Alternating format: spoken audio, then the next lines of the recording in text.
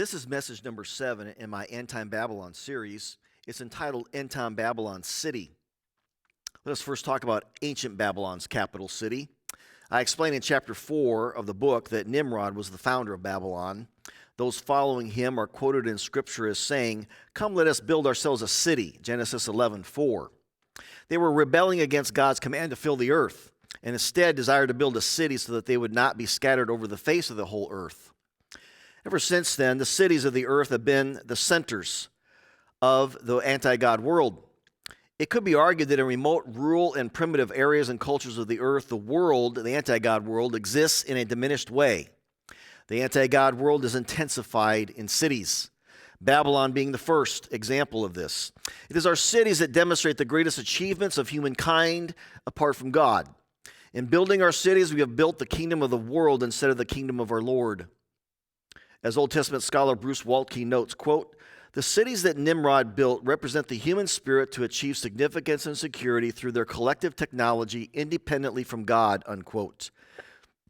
Other Bible scholars note, quote, "The fact that the builders conceive of their enterprise as a city awakens a whole further set of associations. The city is a picture of human ability to control and master the world," unquote. The next biblical picture of Babylon is the ancient city in the days of Nebuchadnezzar. Under this ruler, the city of Babylon ultimately became the greatest city in the world at that time. It has been estimated that it was the first city in the world to reach a population of 200,000 people. For at least 100 years, it was probably the largest city in the world. Accordingly, the city-nation of Babylon was portrayed in Nebuchadnezzar's dream from God as the golden head of earthly kingdoms opposed to the kingdom of God. Daniel chapter 2. Let us discuss next the relationship between ancient Rome and end-time Babylon. The point here is that ancient Rome is the partial fulfillment of end-time Babylon. There is another historical city, of course, other than Babylon that is identified with end-time Babylon. In Revelation chapter 17, the angel explains that the 7 heads on the beast she rides are 7 hills on which the woman sits. Most scholars point out that this is a reference to first century Rome, which was literally built on 7 hills. The first century connection between Babylon and Rome is repeated by the Apostle Peter, who refers to the church in Rome as "she who is in Babylon, chosen together with you, sends her greetings," 1 Peter chapter 5. In other words, the first century church understood the city of Rome illustrated the ancient city of Babylon. At the time, it was the world's center of anti-God political, economic, and military power, and the persecution of God's people. Like Babylon, Rome conquered the Jews, destroyed their temple, and spread immorality around the world. Accordingly, in John's day, the 7 hills of Rome portrayed where the woman end-time Babylon sits. But contrary to many, the book of Revelation is not history or a commentary on current events in John's day. Revelation 17 through 18 is a prediction of a future literal and physical city. Accordingly, Rome did not fulfill all that is predicted of end-time Babylon. First, Rome never exercised the worldwide economic dominance and idolatrous influence predicted of end-time Babylon. Second, it was not a seaport as end-time Babylon probably will be. Third, Rome has never been consumed by fire in 1 hour to never be inhabited again. Fourthly, it can be said that Rome was never a spiritual prostitute, a nation or empire originally serving God and worshiping God and abandoning Him. More will be said about this era of interpreting end-time Babylon as Rome in the next message. My next point is important. New York City is clearly the best candidate to fulfill the prophecies of the city of end-time Babylon. In the previous message, numerous biblical arguments were provided to claim that end-time Babylon will be a literal and physical nation. But end-time Babylon is also described 7 times as a city or great city. It is also called the mighty city of Babylon and the great city of Babylon. Therefore, there are a total of 9 references to end-time Babylon as a city in these prophecies. Note that it is named after the ancient city of Babylon. This adds another layer to the meaning of end-time Babylon. End-time Babylon and all of its predicted attributes will be centered and concentrated in one literal physical city.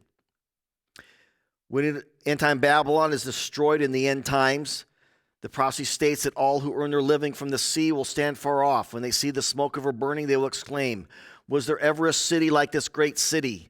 The answer will be no. The capital city of end-time Babylon will be the wealthiest and most influential city in the world when the end times begin. But it will also be the wealthiest and most influential city in all of human history. What is the most likely candidate in the world today for the capital city of end-time Babylon? The previous messages have demonstrated at least 11 biblical attributes of end-time Babylon. It has also been demonstrated that America uniquely fulfills all of those attributes for the first time in human history. The Bible clearly predicts that end-time Babylon will be the world's economic, cultural, and military superpower when the end times begin.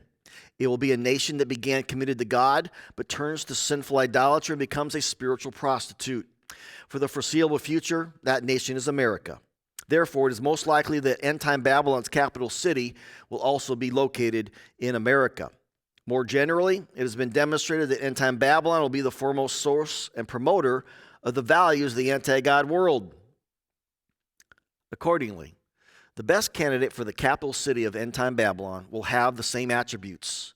Therefore, it will be the world's leading city for the following: financial wealth, international business, entertainment, advertising, and sinful lifestyles. There's only one city in America that meets these criteria. In fact, there's only one city in the entire world that is superior in all of these attributes. That city is New York City.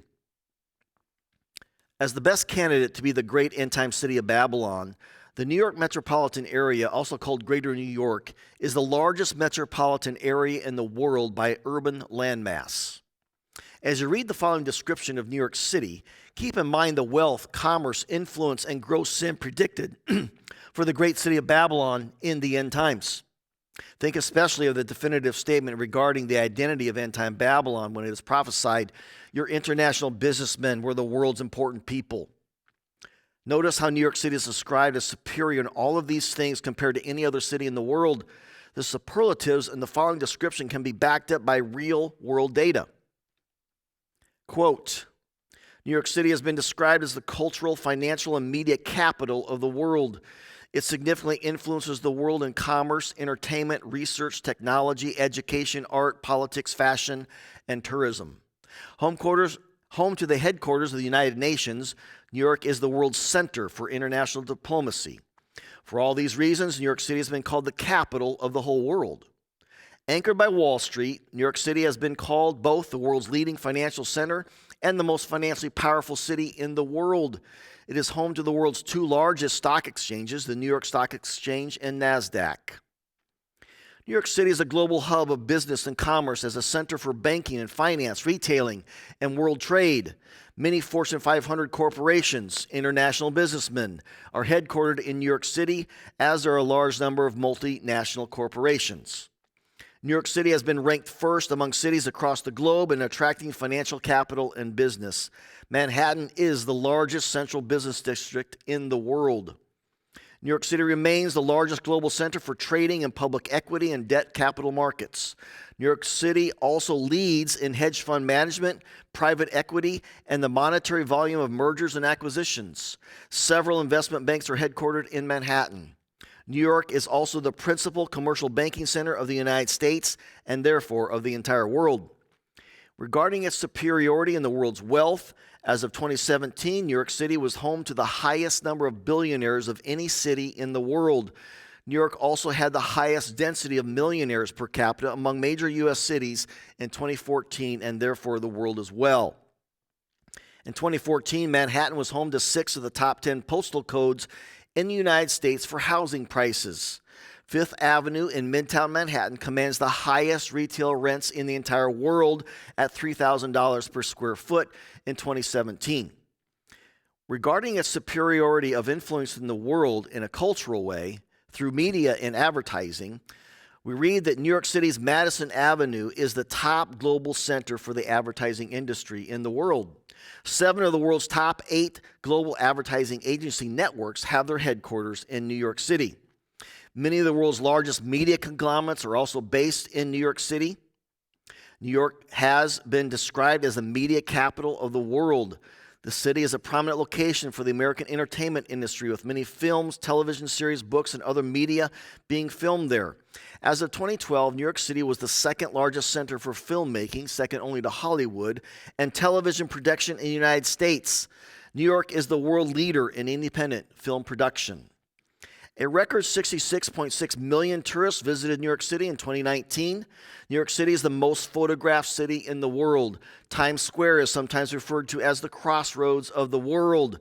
It is one of the world's most visited tourist attractions, drawing an estimated 50 million visitors annually. Regarding its superiority in racial diversity, the term melting pot was first coined to describe densely populated immigrant neighborhoods in New York City. Again, as many as 800 languages are spoken in New York, making it the most linguistically diverse city in the world. The wider New York City metropolitan statistical area, with more than 20 million people, is ethnically diverse. It has the largest foreign-born population of any metropolitan region in the world. Again, all concentrated in New York City. Regarding its superiority in sinful depravity, the New York metropolitan area is home to about 570,000 self-identifying gay and bisexual people, the largest in the United States and one of the world's largest. In the era after World War II, New York City became the literal gay metropolis for hundreds of thousands of immigrants from within and without the United States, the place they chose to learn how to live openly, honestly, and without shame, unquote. World Pride New York City 2019 was the largest international gay pride celebration in the history of the world. New York City is also home to the largest transgender population in the world. The Brooklyn Liberation March in 2020 was the largest transgender rights demonstration in LGBTQ history, unquote. Revelation 17 through 18 predicts there will be a city in the end times that will be the foremost example and promoter of idolatrous wealth, worldly values, and sinful lifestyles. There is no other city in the world that fits this description better than New York City, not even close. Other resources describe the same worldwide superiority in all things Endtime Babylon reflected in New York City. Its economic power has been ranked number 1 in the world by the Global Power City Index since its creation in 2008. Likewise, a recent news report on CNBC claimed, quote, New York City is home to more ultra-wealthy individuals than any other city in the world, with 120,605 residents worth $5 million or more. The trading volume on New York City's exchanges are nearly 4 times that of second-place Tokyo and more than 10 times that of London. It's no surprise that New York City, home of Wall Street and the United Nations, is the world's most important city, unquote. Speaking of the United Nations, the renowned Old Testament scholar Bruce Waltke has asked, quote, is the United Nations building in New York City, a long shadow of the Tower of Babel, unquote.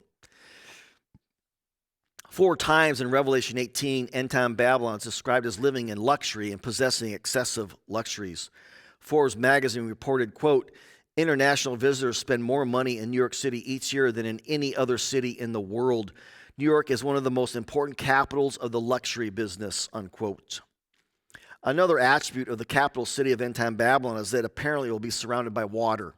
Accordingly, the great city of Babylon sits by many waters.